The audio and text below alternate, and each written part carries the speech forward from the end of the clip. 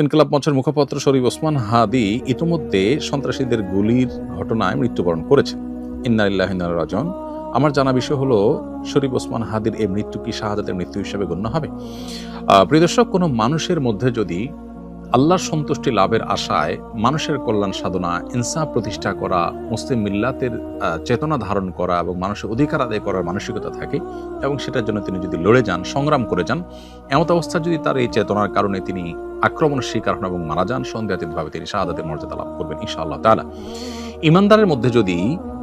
আল্লাহর সন্তুষ্টি লাভের জন্য জীবন বাজি রাখার মানসিকতা থাকে এবং তার অসৎ কাজে বাধা প্রদান, অন্যায়ের বিরুদ্ধে তার প্রতিরোধ এবং ইনসাফ প্রতিষ্ঠার মানসিকতা লালন করার কারণে তিনি যদি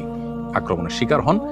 তাহলে সেক্ষেত্রে তিনি অবশ্যই শাহাদাতের মর্যাদা লাভ করবেন। সেই জায়গা থেকে শরীফ ওসমান হাদিকে আল্লাহ তাআলা শাহাদাতের মর্যাদা দান করুন, আমরা সেই দোয়া করি। আর এমনিতেই নবী সাল্লাল্লাহু আলাইহি ওয়াসাল্লাম বলেছেন, মান কুতিলা দুনা দামিহি ফাহুয়া শাহীদ। যে ব্যক্তি কারোর হাতে খুন হয়েছে, জীবন রক্ষা করতে গিয়ে তার জীবন খুন হয়েছে, অর্থাৎ সাধারণ ধস্তাধস্তিতে অথবা কোনো ডাকাতের হাতে মারা গেছে, সে শাহাদাতের মর্যাদা লাভ করেন। তাহলে সেক্ষেত্রে দ্বীনের কথা বা মুসলিম মিল্লাতের কথা বা মুসলিম চেতনার কথা বা ইনসাফের কথা বা মানুষের অধিকারের কথা যদি কেউ বলতে চান মুসলিম হয়ে এবং আল্লাহর কাছ থেকে যদি বিনিময় আশা করেন, তাহলে তিনি অবশ্যই শাহাদাতের মর্যাদা লাভ করবেন। অনেকে আছেন যারা বিপ্লবী মানসিকতা ধারণ করেন, তারা অন্যায়ের বিরুদ্ধে সংগ্রাম করেন, তাদের সে সংগ্রামকে আমরা অবশ্যই শ্রদ্ধা করব।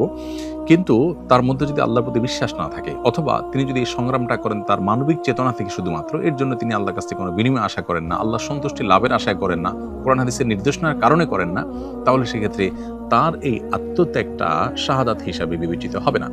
শাহাদাত বিষয়টা আসলে নিয়তের সাথে সংশ্লিষ্ট বিষয়। কেউ যদি আল্লাহর সন্তুষ্টির আশায় জীবন বাজি রাখেন, যা করেন তা আল্লাহকে খুশি করার জন্য করেন, তার জীবন মরণ আল্লাহর উদ্দেশ্যে যিনি উৎসর্গ করার জন্য প্রস্তুত থাকেন, তাহলে সেক্ষেত্রে তিনি শাহাদাতের মর্যাদা লাভ করেন। আমরা দোয়া করি শরীফ ওসমান হাদির সমস্ত ভুল ত্রুটি মাফ করে আল্লাহ তাআলা তাকে শাহাদাতের সর্বোচ্চ মাকাম দান করেন এবং তার সুখ সন্তপ্ত পরিবারকে সান্ত্বনা সইবার শক্তি নসিব করেন এবং সেই সাথে এখান থেকে অনুপ্রাণিত হয়ে আমাদেরকে আল্লাহর সন্তুষ্টির লাভের আশায় জীবন বাজি রাখার মানসিকতা আমাদেরকে ধারণ করার তৌফিক দান করুন। বস্তুবাদের এই পৃথিবীতে আমরা বেশিরভাগ মানুষ দুনিয়ার মোহে এতটা মোহাবিষ্ট হয়ে গেছি যে আমরা প্রত্যেকটা মানুষ শুধু বাঁচার জন্য সংগ্রাম করি এবং মরতেই যখন হবে তখন আল্লাহর রাহে আমি জীবন বাজি রেখে যেন মরতে পারি, আমি যেন অন্যায়ের বিরুদ্ধে কথা বলতে গিয়ে যেন আমার মৃত্যু হয়, আমার মৃত্যুটা যেন শাহাদাতের মৃত্যু হয়, আল্লাহর সন্তুষ্টি লাভের আশায় যেন আমি জীবন বাজি রাখতে পারি, সেই চিন্তা, সেই চেতনা আমাদের প্রত্যেকটা মানুষের মধ্যে থাকা দরকার, যে ইমানদার আমাদের মধ্যে থাকা দরকার। আল্লাহ রাব্বুল আলামিন শরীফ ওসমান হাদির ভালো গুণগুলো দিয়ে আমাদের তরুণ সমাজকে ভরে দিন এবং সেই তরুণ সমাজকে অন্যায়ের বিরুদ্ধে ইনসাফ প্রতিষ্ঠার জন্য, ন্যায় নিষ্ঠ হওয়ার জন্য এবং মুসলিম মিল্লাতের কল্যাণ সাধন করবার জন্য এবং